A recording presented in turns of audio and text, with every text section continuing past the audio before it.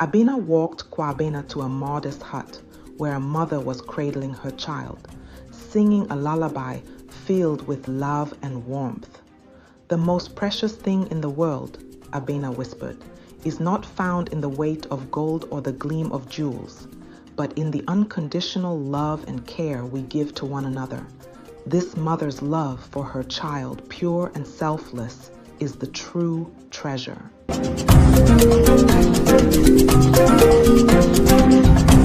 In Gomoa, a village in Ghana, the dawn was greeted with the melodious tunes of the dondo drum, signaling the start of a new day.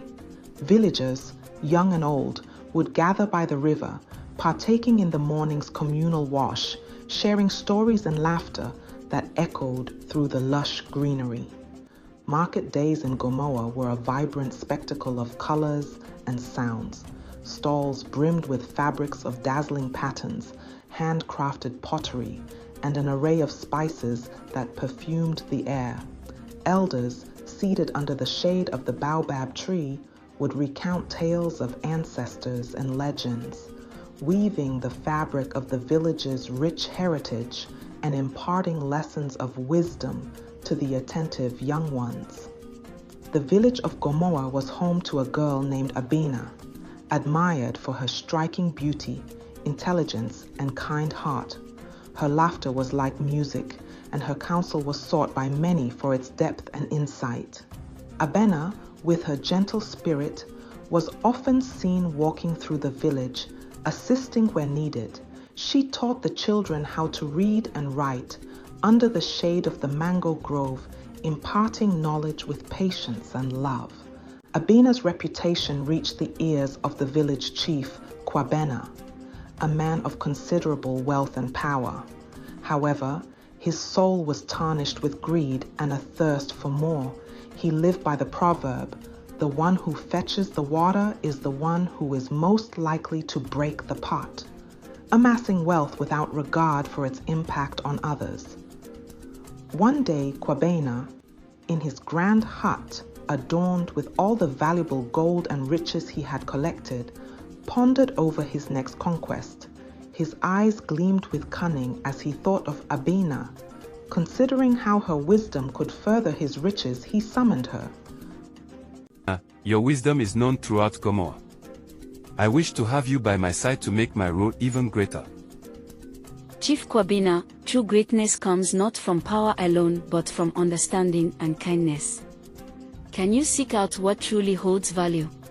Intrigued and challenged, Kwabena sent messengers to Abena's family with a very large offer, promising wealth and power for her hand in marriage, thinking this would surely convince them to agree. Upon receiving Chief Kwabena's grand proposal, Abena retreated into the quiet solitude of her garden, pondering the path that lay before her. She contemplated the weight of her decision. Her mind was not clouded with visions of wealth or power, but with a genuine concern for the future of Gomoa. Abena recognized the greed that shackled Kwabena's heart, yet she saw a flicker of potential for change, a chance to steer him towards a path of compassion and communal well-being. In his relentless pursuit of wealth, he has lost sight of what truly enriches life, she thought. Abena, with a serene smile, conveyed her condition for marriage.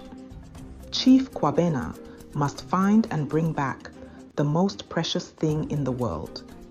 Her decision to challenge him to find the most precious thing in the world was not a test of his wealth or power, but a quest she hoped would unveil to him the profound beauty of empathy, love, and shared prosperity.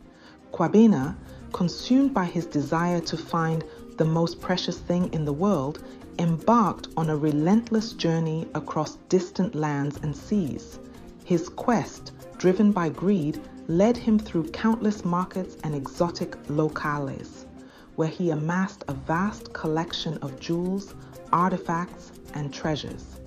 Yet, despite the richness of his haul, the true purpose of his journey remained elusive, lost in the glitter of gold. Months passed, and back in Gomoa, Abena continued her daily life. her wisdom deepening like the river's waters. She nurtured the village with love and kindness, becoming a beacon of hope and joy to those around her. Finally, Abena returned, his caravan groaning under the weight of opulence. He presented these treasures to Abena, his chest puffed with pride, believing he had secured his victory. Abena gazed upon the trove, her expression unreadable, then turned to Abena, asking if he truly believed these were the world's most precious treasures. With a confident nod, he replied, affirming his belief. Abena, with a gentle smile, took his hand and led him through the village. She helped him see real life in the village, where people were happy with simple things like playing together, sharing meals, and learning from elders. Abena saw how these moments brought true happiness, unlike his treasures.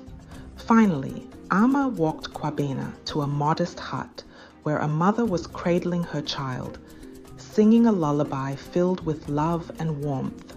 Abena whispered, "The most precious thing in the world is not found in the weight of gold or the gleam of jewels, but in the unconditional love and care we give to one another. This mother's love for her child, pure and selfless, is the true treasure." Abena's eyes widened as the truth of Abena's words pierced the veil of his greed. He looked at the treasures he had amassed, seeing them for the hollow trinkets they were compared to the richness of the love he witnessed. Ashamed and enlightened, he realized that his wealth had blinded him to the true essence of life. In the days that followed, Abena's transformation was profound. He opened his granaries to feed the hungry, his storehouses to support the needy, and his heart to the wisdom he had long ignored.